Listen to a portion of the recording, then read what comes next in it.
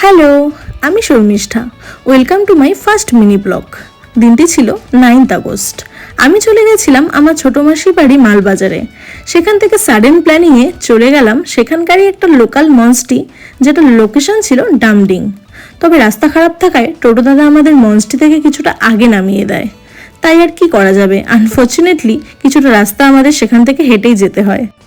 ব্যাস, তারপর চলে এলাম মন শান্ত করা অপূর্ব সেই মঞ্চটিতে। সেখানকার অ্যাম্বিয়েন্স এতটাই সুন্দর ছিল যে বিকেলের সময়টা কিভাবে কেটে গেল বুঝতেই পারলাম না। যদিও আমি এখানে আগেও একবার এসেছিলাম কলেজ থেকে। জায়গাটা ছিল আমার ভীষণ পছন্দের।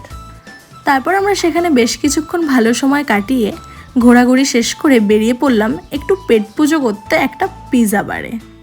পিৎজাটা যদিও সেরকম খেতে একটা ভালো ছিল না, তবে খিদে বড্ড জোরে পেয়েছিল।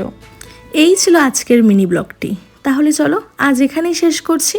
ভিডিওটি ভালো লেগে থাকলে একটি লাইক, কমেন্ট ও শেয়ার করে দিও। চলো তাহলে আজ আসি, টাটা।